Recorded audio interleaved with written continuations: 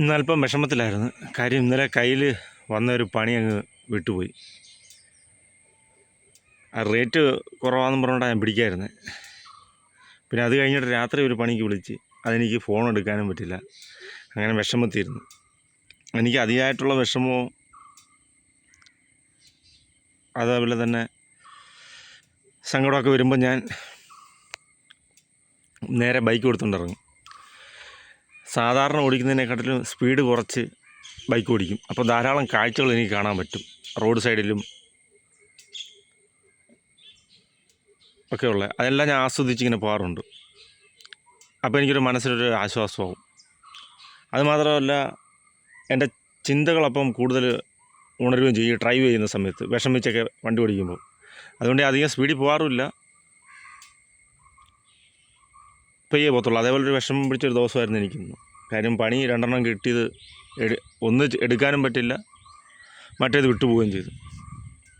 അങ്ങനെ ഇരുന്നപ്പോൾ ഒന്ന് ബൈക്ക് ഓടിച്ചതാണ്.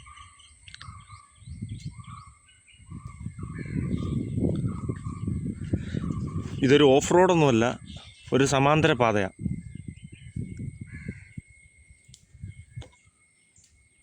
റെയിൽവേ റോഡ് പോലത്തെ ഒരു റോഡാണ്. അവിടെ ഇച്ചിരി വണ്ടി ഓടിക്കാമെന്ന് വിചാരിച്ചു. ഓക്കെ.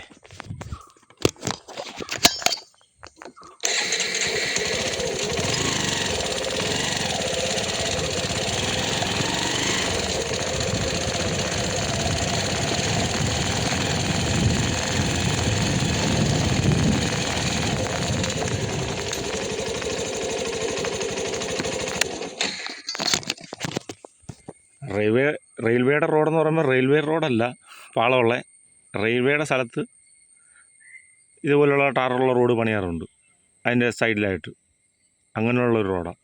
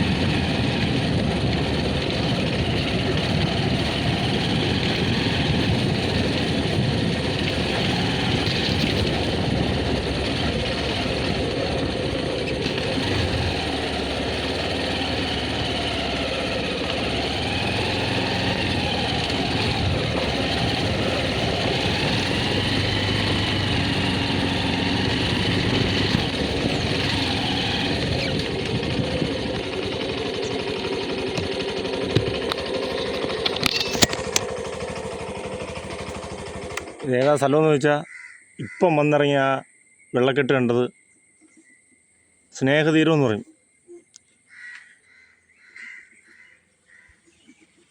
സ്നേഹതീരം എന്ന് പറയുമ്പോൾ വിളകുടി പഞ്ചായത്തിൻ്റെ ഒരു കീഴിലുള്ള സിസ്റ്റർമാരുടെയൊക്കെ നേതൃത്വത്തിൽ, ഏതോ സഭയുടെ നേതൃത്വത്തിൽ നടക്കുന്ന ഒരു ആശ്രമ കേന്ദ്രമാണ്. അതിൻ്റെ ഫ്രണ്ടിലുള്ള റോഡാണ്. മൊത്തം പൊളിഞ്ഞു കിടക്കുമെന്നെങ്കിലും പെട്ടെന്ന് ഇത് ചാടിക്കയറി പണിയരുത്. കാര്യം ഈ മഴ കഴിഞ്ഞിട്ടേ പണിയാവും. ഇനിയിപ്പോൾ 1-2 മാസം എന്തായാലും നല്ല മഴയായിരിക്കും. പെട്ടെന്ന് കയറി പണിതാൽ മഴയത്തെല്ലാം കൂടെ കുത്തി ഒലിച്ചു പോകും. അപ്പം ഈ 1-2 മാസം, ജൂണും ജൂലൈക്ക് ശേഷമേ പണിയാവും. മൊത്തം പൊളിഞ്ഞു കിടക്കുക.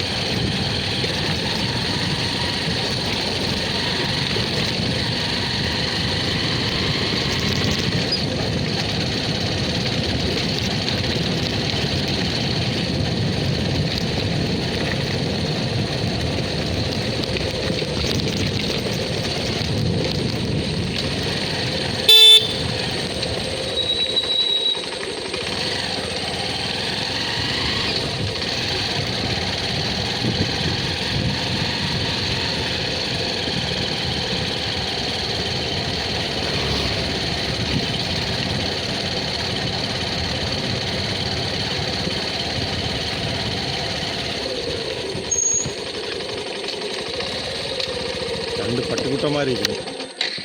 കുമാരിങ്ങനെ നിന്നിട്ട് ചിലപ്പോൾ പെട്ടെന്ന് ചാടിക്കളയും.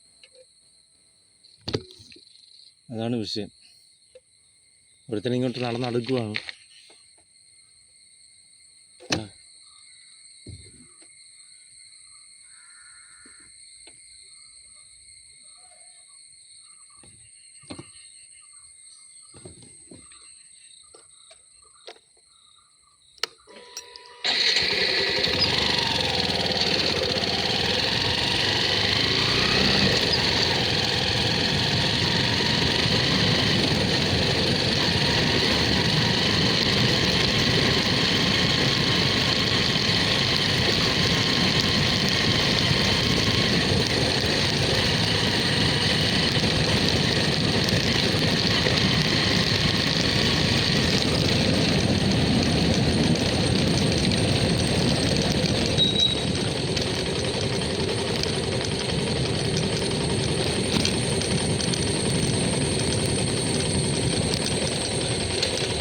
ഇവിടെ കുറച്ച് ഭാഗം റോഡ് സിമെൻ്റ് ഇട്ടേക്കും.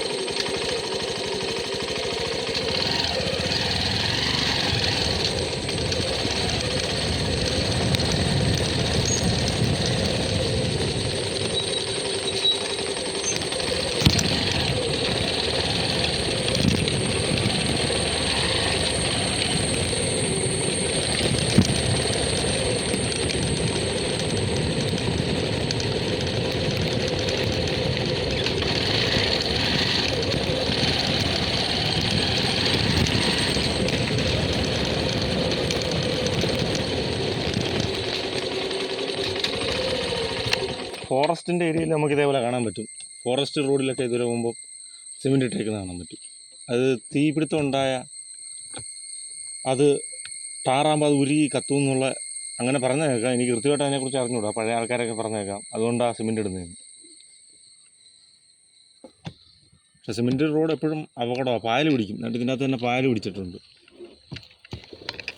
സ്കിഡാവാനുള്ള സാധ്യതയുണ്ട്.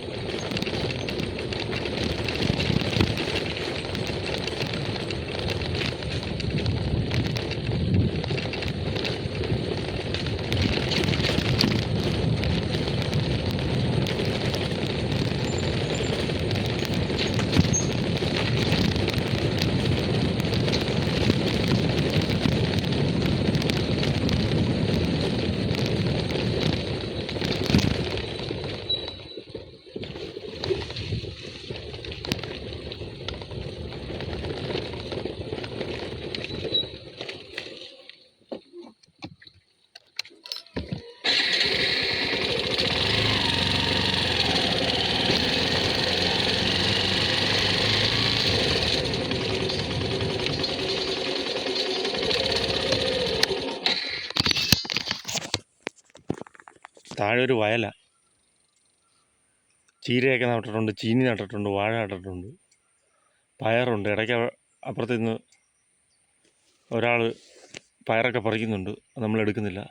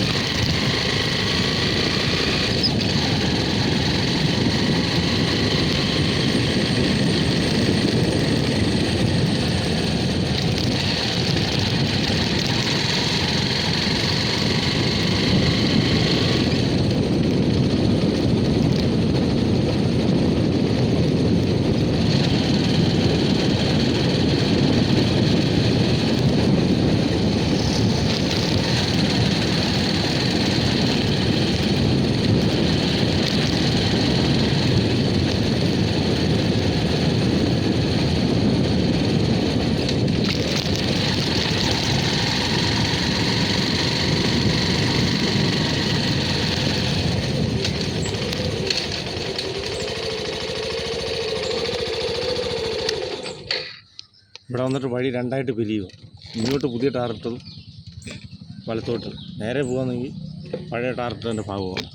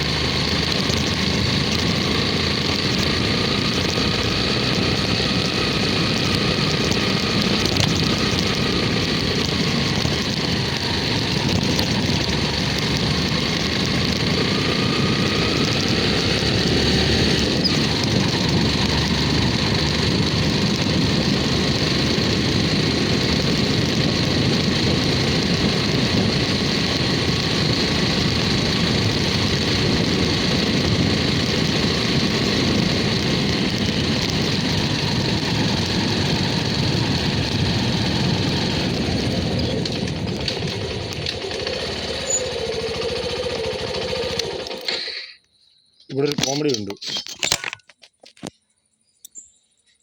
കോമഡി എന്താണെന്ന് വെച്ചാൽ, ഒരു സൈഡിൽ വെള്ളത്തിന് വേണ്ടി 5 ടാങ്ക് വെച്ചേക്കുന്നു, മറു സൈഡിൽ കൂടെ വെള്ളം പൈപ്പ് വിട്ട് വെള്ളം പോവുക, വെറുതെ വെള്ളം പോയിക്കൊണ്ടിരിക്കുക. 5 ടാങ്ക് വെച്ചിട്ടുണ്ട്, എന്നാൽ വെള്ളം ഒരു സൈഡിൽ കൂടെ പോയിക്കൊണ്ടിരിക്കുക.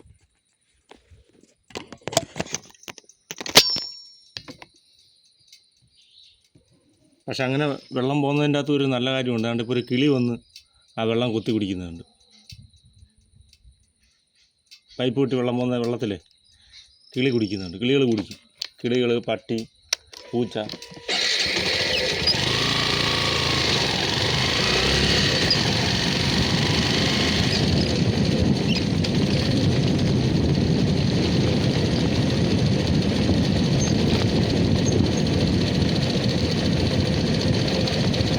ഇത് നല്ലൊരു മനോഹരമായ ഒരു ദൃശ്യമാണ്. ഇത് വലിയ മലയോ വലിയ കുന്നുകളോ ഒന്നും അല്ല. ചെറിയൊരു കുന്ന് പ്രദേശമാണ്, ടൗണിനോട് ചേർന്നുള്ളത് തന്നെ. ഏകദേശം ഇളമ്പലിനും പുനലൂരിനും ഇടയ്ക്കുള്ള സ്ഥലമാണിത്. എന്നാൽ ഇവിടുത്തെ ഒരു മനോഹരമായൊരു ദൃശ്യമാണ്, പറയാതിരിക്കാൻ പറ്റത്തില്ല. വലിയ വനത്തിലൊക്കെ പോകുന്നതാണ്. ഇതൊന്നും വനമൊന്നും അല്ലത്. ഇപ്പുറത്തെ എസ്റ്റേറ്റൊക്കെയാണ്, സ്വകാര്യ വ്യക്തികളുടെ.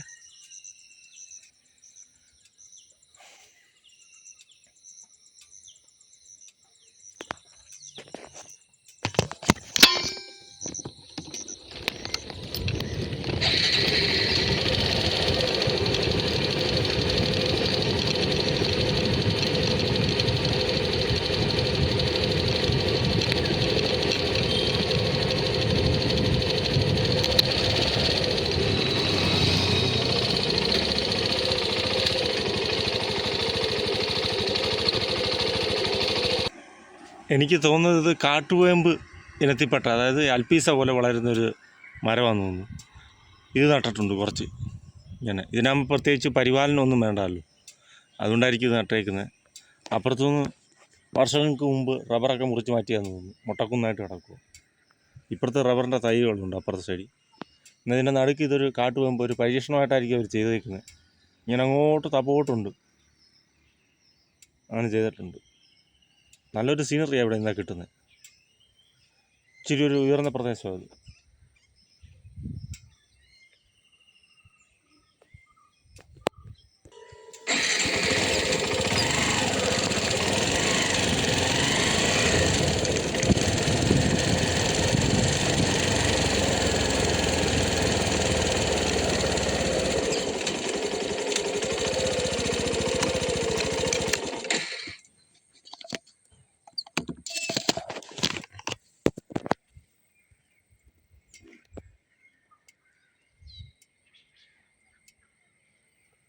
യേശുക്രിസ്തു ഒരിക്കൽ പറഞ്ഞിട്ടുണ്ട്, ബൈബിളിൽ എഴുതിയിട്ടുണ്ടത്, ശലോമോൻ്റെ കേദാർ കൂടാരങ്ങളെക്കാട്ടിലും, അതായത് അവൻ്റെ രാജകീയ മഹിമകളെക്കാട്ടിലും, അവൻ രാജകീയമായിട്ട് ചമച്ചിട്ടുള്ള മഹിമകളെക്കാട്ടിലും എത്രയോ നല്ലതാണ് ദൈവം സൃഷ്ടിച്ച പുല്ല്.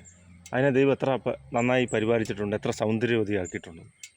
സത്യം, അതിങ്ങനെ റോഡ് സൈഡിൽ ഇങ്ങനെ നിൽക്കുന്ന കാണുമ്പോൾ ഒരു പ്രത്യേക രസമാണ്. ആ പുല്ലിൻ്റെ അകത്ത് അതിൻ്റെ പൂവ് ഇങ്ങനെ നാമ്പിട്ട് നിൽക്കുന്നതാണ്.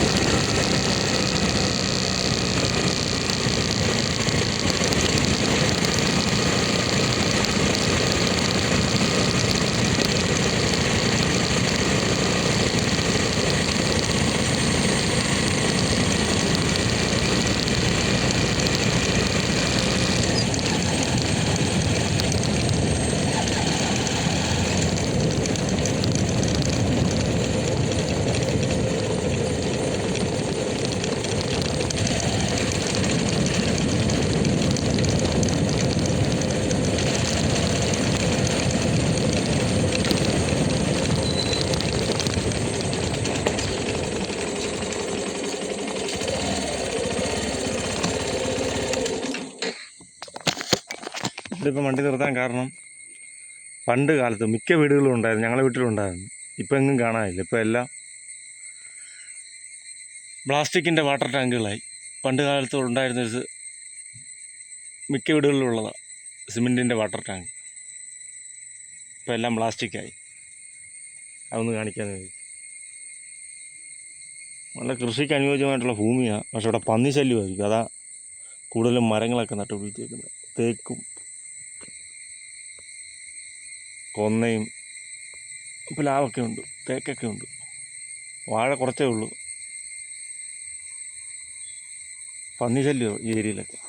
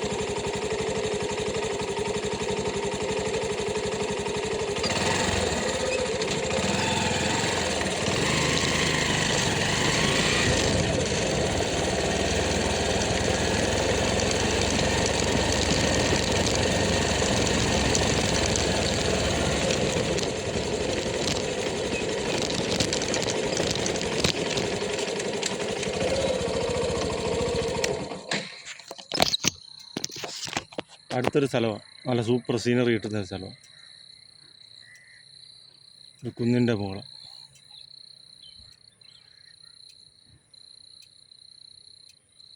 എനിക്കപ്പം രമേശ് ചെന്നിത്തല സാറിനോട് പറയാനുള്ള ഒരു കാര്യം, കിട്ടിയത് ഏറ്റവും വലുതെന്ന് കരുതുക. കാര്യം ആഭ്യന്തരം എന്ന് പറയുമ്പോൾ പല മാധ്യമങ്ങളും കളിയാക്കുന്നുണ്ട്, മന്ത്രിസഭ 2ാം സ്ഥാനമോ, അല്ലെങ്കിൽ പേര് കുഞ്ഞാലിക്കുട്ടി സാറിൻ്റെ പേര് ആദ്യം വായിച്ചു, അതുകൊണ്ട് 3ാം സ്ഥാനമേ നൽകുന്നുള്ളൂ. യഥാർത്ഥം പറഞ്ഞാൽ കേരളത്തിലെ അധികാരത്തിൻ്റെ ഏറ്റവും ഉയർന്ന ഒരു പദവിയാണ് ആഭ്യന്തരമന്ത്രി എന്ന് പറയുന്നത്. മുഖ്യമന്ത്രിക്ക് അത് കിട്ടിയില്ലെങ്കിൽ മുഖ്യമന്ത്രിയെക്കാട്ടിലും അല്ലെങ്കിൽ മുഖ്യമന്ത്രിക്ക് തുല്യമായിട്ടുള്ള പദവിയാണ് ആഭ്യന്തരമന്ത്രി എന്നത്. ആഭ്യന്തരം മാത്രമല്ല, വിജിലൻസും ഉണ്ട് കയ്യിൽ, രണ്ടും കയ്യിലുണ്ട്.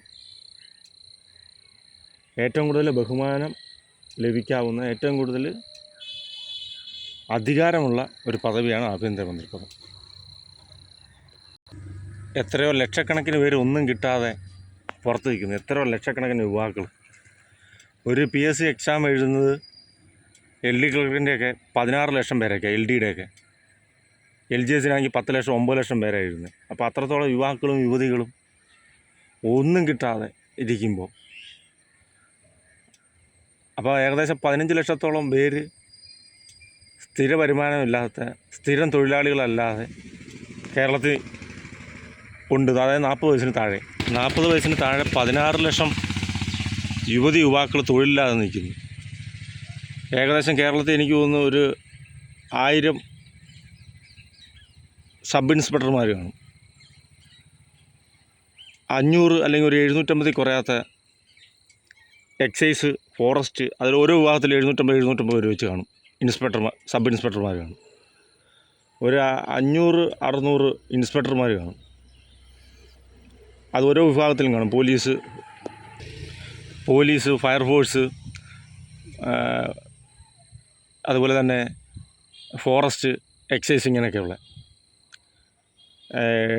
DYSP റാങ്കിലുള്ളത് ഏറ്റവും കുറഞ്ഞ ഒരു 200 പേരെങ്കിലും കാണും ഓരോ വിഭാഗത്തിലും. 100 പേരെങ്കിലും എന്തോരം കാണും ഓരോ വിഭാഗത്തിലും. SPമാർ 50 പേര് കാണുമെന്ന് പറഞ്ഞുകൂടാ. റൂറലും അർബൻ ഏരിയയെല്ലാം നോക്കി ഏകദേശം SPമാർ ഒരു 10-30 SPമാർ ഓരോ വിഭാഗത്തിലും കാണും. SP റാങ്കിലുള്ളവർ, ആ റാങ്കിന് ഈക്വലായിട്ടുള്ളവർ, പോലീസിലായാലും ഫയർഫോഴ്സിലായാലും എക്സൈസ് ആയാലും അതുപോലെ തന്നെ ഇങ്ങനെ ഓരോന്നും. അതിനൊക്കെ കളക്ടർമാർ 14 പേരുണ്ട് ഓരോ ജില്ലയ്ക്കും. അതിന് മേൽപോട്ടുള്ള തസ്തികകളുള്ളവരുണ്ട്. അങ്ങനെ ഈ ഉദ്യോഗസ്ഥന്മാരെല്ലാം കൂടെ നോക്കിയാലും ഒരു 5000 അല്ലെങ്കിൽ ഒരു 10000 ഓഫീസർ റാങ്കിലുള്ളവരുണ്ടെങ്കിൽ 1 ലക്ഷത്തിനടുത്ത് അല്ലെങ്കിൽ ഒരു 2 ലക്ഷം അതിന് താഴെയുള്ള ഉദ്യോഗസ്ഥന്മാരുണ്ട്. പിന്നെ ക്ലർക്ക് പോലുള്ള ലക്ഷക്കണക്കിനുണ്ട്. ഇവരെക്കാട്ടിലൊക്കെ എത്രയോ ഉയർന്ന പദവിയാണ്. ഇവരുടെയൊക്കെ തല തൊട്ടപ്പനായിട്ടിരിക്കാൻ കിട്ടുന്ന അവസ്ഥയാണ് ഹോം മിനിസ്റ്റർ സ്ഥാനം. എന്നാൽ ഈ മന്ത്രിമാരുടെ എല്ലാം മേളിൽ ഉള്ളൊരു വകുപ്പ് തന്നെയാണ് മുഖ്യമന്ത്രി എന്ന് പറഞ്ഞത്. അവരെ എല്ലാം കോഓർഡിനേറ്റ് ചെയ്യുന്നൊരു പദവിയാണ്. എങ്കിലും ലക്ഷക്കണക്കിന് അല്ലേ ജീവനക്കാർ, ഉദ്യോഗസ്ഥർ, സ്വകാര്യ മുതലാളിമാർ, ഇവരുടെ എല്ലാം അധിപനായിട്ടിരിക്കുക ഒരു ഹോം മിനിസ്റ്റർ എന്ന് പറയുമ്പോൾ. അപ്പം രമേശ് ചെന്നിത്തല സത്യം പറഞ്ഞാൽ സന്തോഷിക്കുക ചെയ്യേണ്ടത്. ഒരിക്കലും MLA സ്ഥാനം രാജിവെക്കുമെന്നൊക്കെ മാധ്യമങ്ങളിൽ ഞാൻ കണ്ടു. ഒരിക്കലും രമേശ് സാർ അത് ചെയ്തില്ലെന്ന് ഞാൻ വിശ്വസിച്ചിരുന്നു. എന്തായാലും ചെയ്തിട്ടില്ല.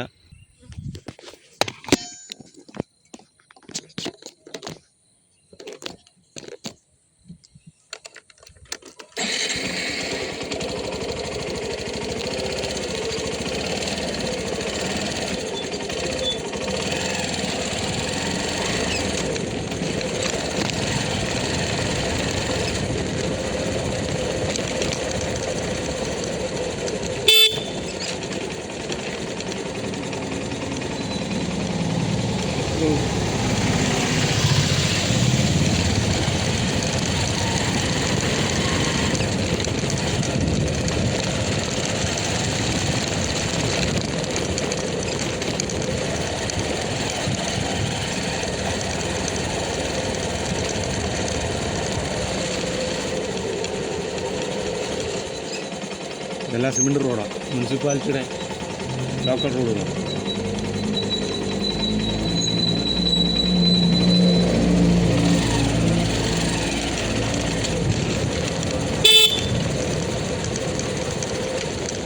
ഈ വഴി ഞാൻ ആദ്യമായിട്ടാണ് ഒന്ന് വന്നിട്ടുള്ളത്.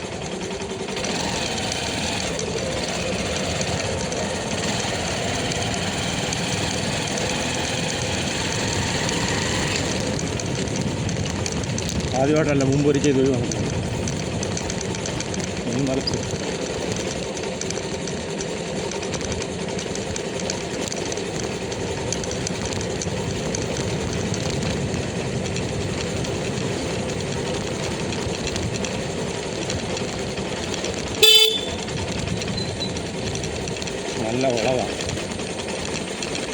വളവുള്ളൂ.